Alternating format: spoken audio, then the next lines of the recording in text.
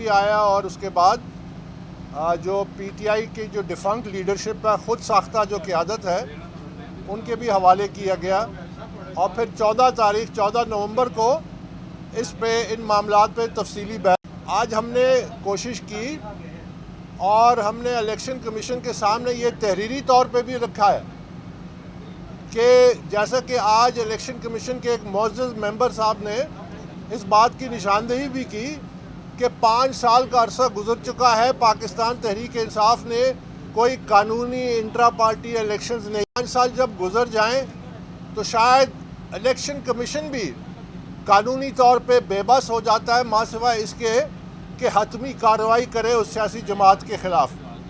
تو اس حوالے سے اس کی نشاندہی ایک معزز الیکشن کمیشن کے جو ممبر ہیں انہوں نے بھی اس کی نشاندہی کی. 5 سال گزر چکے ہیں، ہمارے لیے اب کیا راستہ ہے، کیونکہ قانونی طور پہ 5 سال کے بعد وہ جماعت جو ہے وہ ڈیفنکٹ ہو جاتی ہے اور اس کا رجسٹریشن اور جو انلسٹمنٹ ہے وہ ختم ہو جاتی ہے. اسی سلسلے میں ہم نے جو تجاویز دی ہیں، جس پہ اگلی پیشی پہ ہم تفصیلی طور پہ انشاءاللہ بحث بھی کریں گے، وہ یہ تھی جو ہم نے تحریری طور پہ الیکشن کمیشن کے سامنے نوٹس میں لائے ہیں، اور آج اس کی ایک کاپی جو پی ٹی آئی کی خود ساختہ قیادت ہیں ان کے حوالے بھی کی گئی. اور لیکن اس سے پہلے الیکشن کمیشن نے مئی میں ایک خط لکھا تھا اس خود ساختہ قیادت کو، جس میں ہم تمام جو 5 پی ٹی آئی کے فریق ہیں ان کی جو درخواستیں ہیں وہ ان کو آلریڈی جا چکی ہیں. لیکن پی ٹی آئی کے یہ جو خود ساختہ لوگ ہیں، یہ جو جس راستے پہ چلے ہیں، یہ میں آپ کے سامنے کہنا چاہتا ہوں کہ پاکستان تحریک انصاف پہ یہ جو وکلا کا لاہوری گروپ ہے جس کا قبضہ ہے، یہ پاکستان تحریک انصاف کو مزید ڈبوئیں گے. یہ پاکستان تحریک انصاف کو ڈبونے کے خالق ہیں. ہم نے الیکشن کمیشن آف پاکستان کے سامنے یہ لکھ کے تجویز دی ہے کہ فروری 8 جو قومی الیکشن تھے اس میں ایک تعطل تھا.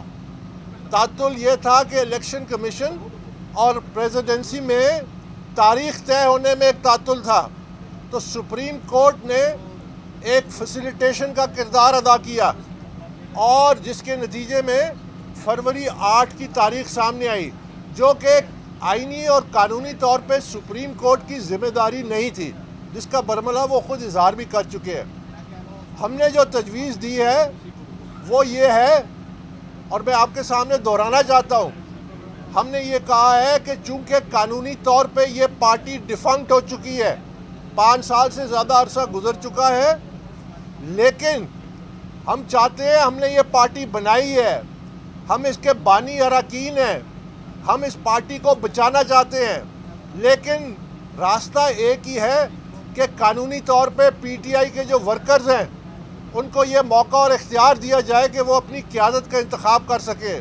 اس سلسلے میں جیسا کہ سپریم کورٹ نے ایک کردار ادا کیا، ہم نے تجویز کی ہے کہ الیکشن کمیشن آف پاکستان ان قیادت کے سامنے رکھے کہ وہ فاؤنڈنگ چیئرمین سے یہ ہماری تجویز لے کے جائیں کہ وہ ایک وکیل کو اپوائنٹ کریں. ہم اپنے ایک وکیل کو اپوائنٹ کرتے ہیں، اور اس کے بعد انٹرا پارٹی الیکشن اور جو دیگر معاملات ہیں اور پارٹی کو قانونی شکل دینے کے لیے جو ٹرمز آف ریفرنس ہے وہ بنے، اور ایک بات چیت کا عمل شروع ہو جس میں الیکشن کمیشن کو بھی ان پکچر رکھا جائے، اور جس کے نتیجے میں مکمل طور پہ شفاف انٹرا پارٹی الیکشنز ہوں اور پاکستان تحریک انصاف کی یہ قانونی حیثیت بحال کی جا سکے. یہ تجویز ہم نے لکھ کے دی ہے، جس پہ ہمیں یہ کہا گیا کہ آپ ان تجاویز کے حوالے سے جو اپنی تفصیلی آرگومنٹس ہیں وہ 14 نومبر کو الیکشن کمیشن کے سامنے رکھیں. میں یہاں یہ ضرور کہنا چاہوں گا کہ پاکستان تحریک انصاف پہ یہ جو وکلا کا لاہوری گروپ ہے جو قابض ہے، اس سے پہلے بھی پاکستان تحریک انصاف پہ مختلف قبضہ گروپوں نے قبضہ کیا اور پارٹی کو اس نہج تک لے کے آئے. यानी आप हमारी सियासत का अंदाज़ा लगाएं कि जो हमारी सियासत में इनको कहते थे कि ये सहूनी एजेंट हैं, कहते थे कि ये यहूदियों के एजेंट हैं, आज वो कहने वाले इन्हीं की इमामत कर रहे हैं। और जो मौलाना साहब के बारे में कहते थे उनके ईमान पे शक करते थे और जलसों में ये कहते थे, आज वो उनके पीछे नमाज पढ़ रहे हैं और उनकी इमामत को कबूल कर रहे हैं। कभी कोई सहूनी एजेंट जो है, मेरे बकौल नहीं, इनके अपने जिनकी आजकल उनको रहनुमाई है, कभी वो पाकिस्तान के दोस्त हो सकते हैं। ये हमारी सियासत का अलमिया है कि एक तरफ तो ये इस हद तक चले जाते हैं इल्ज़ामात में, और दूसरी तरफ ये फिर अपनी मसलियतों के लिए ये हर किस्म का कॉम्प्रोमाइज़ करने के लिए तैयार है, क्योंकि ये जेन्युइन पीटीआई के नुमाइंदे नहीं हैं। ये एक कब्ज़ा ग्रुप है।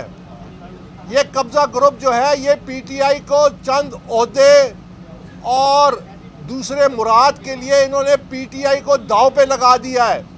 हमारी हद्दुल वसा आखिरी वक्त तक ये कोशिश होगी कि पाकिस्तान तहरीक इंसाफ जो इनकलाबी जमात बनी थी, जो वर्करों की मर्ज़ी और वर्करों के इख्तियार से चले, उनके मुंतखब नुमाइंदे सामने हो और वो नुमाइंदे फिर पार्टी की नुमाइंदगी कर सकें इन मुख्तलिफ फोरम्स पे। ये वो जंग है, हम आखिरी वक्त तक लड़ेंगे। ये हम इससे पीछे हटेंगे नहीं और इनको छोड़ेंगे नहीं, और ये जहाँ छुपेंगे हम इनके पीछे जाएंगे। ये जो मर्ज़ी कर लें। ये अब हतमी फ़ैसला जो है, हमने एक हतमी सजेशन, एक मसालियत का रास्ता रख दिया है, और अगर ये उस रास्ते पे नहीं चलते हैं तो आज जो हमें इशारे मिले हैं तो ये पार्टी मज़ीद डूबेगी। और उसके ज़िम्मेदार ये वकला का लाहौरी ग्रुप है।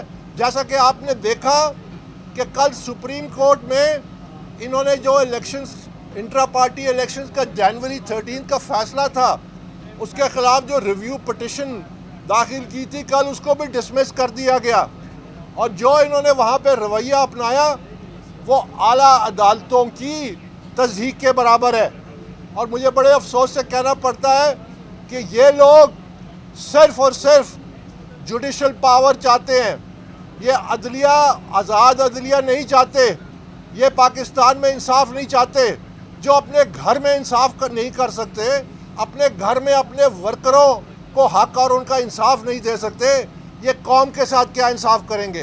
तो मैं ये ज़रूर आज के सामने ऐलान करना चाहता हूँ कि ये जो जंग है, जब तक हम जिंदा हैं हम लड़ेंगे, इस जमात को बचाने की कोशिश करेंगे, और इसमें जमहूरियत और जो बुनियादी असूल जिसके तहत ये जमात बनी थी उसको दोबारा कायम करने के लिए लड़ते रहेंगे। बहुत बहुत शुक्रिया।